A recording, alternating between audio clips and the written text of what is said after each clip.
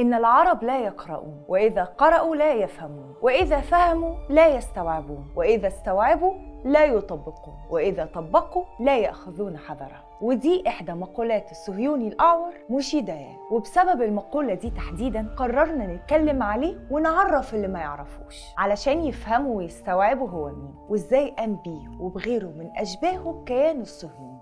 اتولد موشي ديان 20/5 سنة 1915 في كيبوتس دي غانيا، ومعنى كلمة كيبوتس تجمع سكني تعاوني يضم مجموعة من المزارعين والعمال اليهود، وهو كيان مستقل إدارياً عن الدولة المقام عليها فلسطين، واللي كانت في الوقت ده تحت الحكم العثماني. والكيبوتس ده مجتمع بيوفر كل الخدمات التعليمية والصحية وغيرها، ومعتمد بالكامل على الجهود الذاتية للمقيمين فيها. واليهود اخترعوا النظام ده عشان يعالجوا مشكلة الأقلية اليهودية في فلسطين، بحيث يحتكم اليهود لقواعد وقوانين تخصهم بينهم وبين بعض، وما يضطروش يلجأوا لأجهزة أي دولة لأنهم لا يؤمنوا بشرائع أي دولة كانت.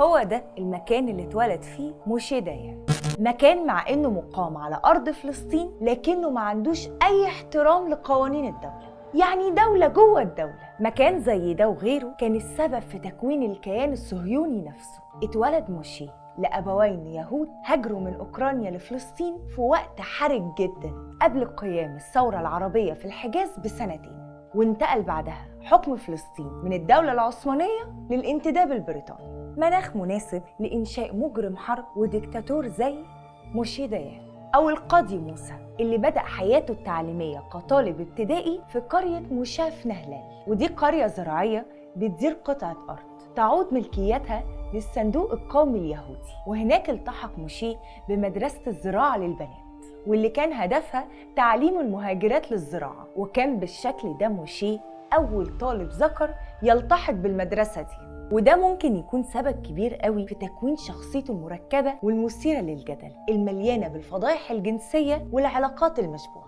ولكنه كان متفوق في المدرسة اللي كان تخصصها تعليم الزراعة، وبعد ما تم 14 سنة التحق بمنظمة الهجانة العسكرية، وهي تكتل عسكري هدفه الدفاع عن ممتلكات المستوطنات اليهودية في فلسطين، وكانت حجر أساس لتكوين الجيش الإسرائيلي، واللي من أبشع عملياتها قتل 360 فلسطيني في مذبحة دير ياسين، واللي كان طبعاً أبرز أعضائها موشي ديان، اللي اتعلم خلال طفولته ومراهقته من خلال العيش في مستوطنات يهودية لا تعترف ولا تحترم أعراف وقوانين الدولة اللي بتحتويها، وإن العرب درجة أقل من اليهود بكتير، ويحق ليك يا يهودي قتلهم بدون أي رحمة أو مشاعر. بعد انضمام موشي للهجانة ولكونه مقاتل بدماء باردة ومتميز، اترقى موشي وبقى من أحد أعضاء البلمخ أو سلاح الصاعقة، وهي قوة ضربة التابعة للهجانة. وقتل البلمخ وقت ما كان موشي أحد أعضائه 1169 شخص حتى قيام الدولة في 48. وزي ما كانت أخلاق موشي بتنم دايماً عن قذرات كبيرة، فكمان كانت أغراضه دنيئة. فقدر وهو في المدرسة الزراعية يغوي زميلة ليه اسمها روز شفارتز، واختارها موشي بعناية شديدة لأنها بنت أحد أهم المحامين اليهود بالقدس. وبعد ما غلط معاها كان لازم أبوها يوافق يجوزهم لبعض سنة 1935، وطبعاً جوازه منها كان سبب ترقيته وسط المجتمع الصهيوني. وبعد ما كان مزارع مهاجر هو وأهله ملهمش أرض، بقى من صفوة المجتمع الصهيوني. ومع تدرجه العسكري في الهجانة بدأ موشي يبتكر طرق جديدة تخليهم يقدروا يسيطروا على أراضي أكتر ويطردوا فلسطينيين من بيوتهم وأراضيهم أكتر وأكتر. فكانت طريقة عمل البلمخ الصهيوني الهجوم على بيوت وأراضي الفلسطينيين بالليل ويطردوهم منها ويحتلوها بقوة السلاح، واللي ما يخرجش منها يتقتل، أيا كان بقى راجل ست طفل مش هتفرق كتير. فابتكر ديان طريقة اسمها السور والبرج، فكانوا بيستولوا على الأرض وخلال ساعات قليلة كانوا بيبنوا عليها برج مراقبة ويحفروا خندق حوالين المكان ويبنوا سور شائك. وبالطريقة دي أنشأوا 53 مستوطنة، يعني أسسوا الكيان ده بسرقة الأراضي وتهجير المواطنين منها بقوة السلاح. وفي إحدى مداهمات القوات العربية لمكان معسكر من معسكرات الهجانة قبضت القوات العربية عليه هو و43 من زمايله، واللي للأسف تعاملوا معاهم بكل عدل، وبدل ما يخلصوا عليهم قدموهم لمحاكمة عادلة واتحكم عليهم بالسجن في قلعة عكا لمدة 10 سنين. إلا إن موشي ديان قدر يخرج من السجن بسبب مساعدة حايين وايزمان اللي كان في الوقت ده رئيس المنظمة الصهيونية العالمية. طبعا كلنا متعودين على شكل موشي ديان بعصابة العين الواحدة وعارفين انه اعور، لكن اللي ناس كتير قوي ما تعرفوش انه عاش حوالي 25 سنة بعينيه الاتنين عادي جدا، الا ان بعد خروج موشي ديان من السجن مباشرة رجع يمارس نشاطه العسكري بس بطريقة تانية. فبعد خروجه من السجن انضم لكتيبة استرالية هدفها تحرير لبنان وسوريا من حكم فرنسا الفيشي اللي كانت في الوقت ده معادية للسامية واليهود.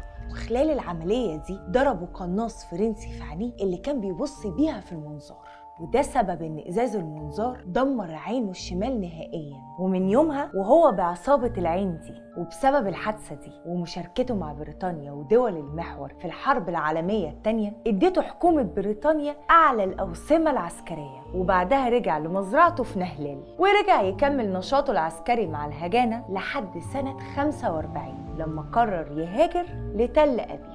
وفي سنة 46 أصبح عضو في الكونغرس الصهيوني في مدينة بازل بسويسرا. وخلال الفترة دي خلف موشي ولاده الثلاثة اللي ملهمش أي علاقة بالسياسة ولا بالحرب. يعيل كاتبة، وأيهود فنان تشكيلي، وأساف مخرج وممثل مشهور. وبعدها سنة 47 شغل موشي منصب ضابط شؤون العرب، وفي حرب 48 اترقى انه يمسك احد لواءات الهجانة، وكانت وظيفته في الوقت ده تجنيد ومتابعة الجواسيس اللي بيجمعوا معلومات عن الجيوش العربية. وأداؤه خلاه مقرب جدا من ديفيد بن غوريون أول رئيس وزراء إسرائيل، فمكنه من قطاع الأردن. وخلال الوقت ده كانت وظيفة موشي وعساكره الدفاع عن مستوطنات الكيبوتس، ومنهم كيبوتس دغانيا اللي اتولد موشي فيها واللي دمروا بالكامل الجيش السوري. الحاجة دي اللي خلى كره موشي للعرب يزيد، عشان يرد بعدها بهجوم مكثف جدا على مدينة اللد الفلسطينية، أقدم وأكبر مدن فلسطين، واللي قتل فيهم 426 فلسطيني مدني، منهم 176 شخص قتلهم جوه مسجد في قرية دهمش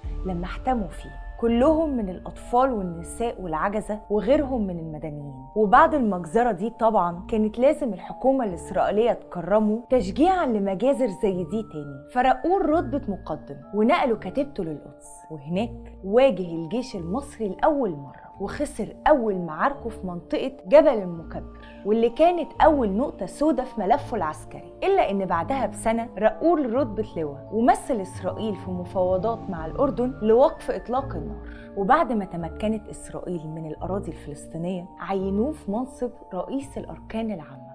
ولو فاكرين أريل شارون رئيس وزراء إسرائيل، فموشي ديان لما كان ماسك المنصب ده هو اللي عين شارون لمنصب قائد كتيبة 101، وهو اللي أوصاه بمجزرة قرية قبية اللي قتل فيها شارون وزمايله 70 مدني من القرية وهم مستخبيين في بيوتهم، ففجروا 45 بيت ومدرسة ومسجد، وكل ده كان بتعليمات موشي ديان. وبعدها ب3 سنين وتحديدا في 56 شنت إسرائيل بقرار من بن غوريون رئيس الوزراء ووزير الدفاع الإسرائيلي وموشي ديان هجوم العدوان الثلاثي بمساندة فرنسا وإنجلترا في عمليات انتقامية ضد مصر وسوريا ولبنان، واللي برغم فشلها إلا إنها كانت سبب في قتل مدنيين كتير جدا زي مجزرة بني قاسم، واللي كانت سبب في قتل 49 مدني من بينهم 23 طفل تحت سن 8 سنوات، واللي بسبب فتحها اتحاكم قادة عسكريين كتير. ولكن ديان وبن غوريون تم التستر على دورهم تماما، وبعد فشل العدوان الثلاثي اضطر ديان ترك العمل العسكري وعينوه وزيرا للزراعة، وفضل بعيد عن الجيش لحد ما رجع كوزير للدفاع سنة 67 النكسة،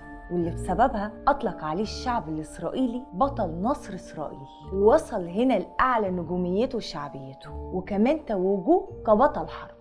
ولكن بعد 73 حملوه المسؤولية الكاملة في خسارة الحرب، وكمان أقيل من الحكومة والجيش. وبعد 4 سنين من نصر أكتوبر مسك منصب وزير الخارجية 2 سنين، ودي كانت نهاية ظهور موشي على الساحة السياسية والعسكرية، واللي بالرغم من كل الكره والقتل والخراب اللي سببه للعرب لقيام إسرائيل، إلا إنه كان مؤمن إن عمر إسرائيل قصير زي عمره كده بالظبط.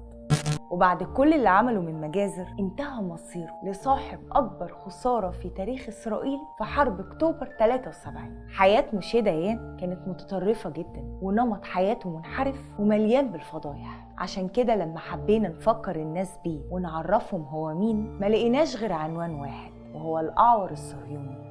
موشي ديان واحد من أهم أعمدة الكيان الصهيوني، واحد تولى مهمة تأسيسه على الدم والسلب والقتل والسرقة، وكان مصيره الأخير سيرة مشؤومة ومصير ملعون من البشر.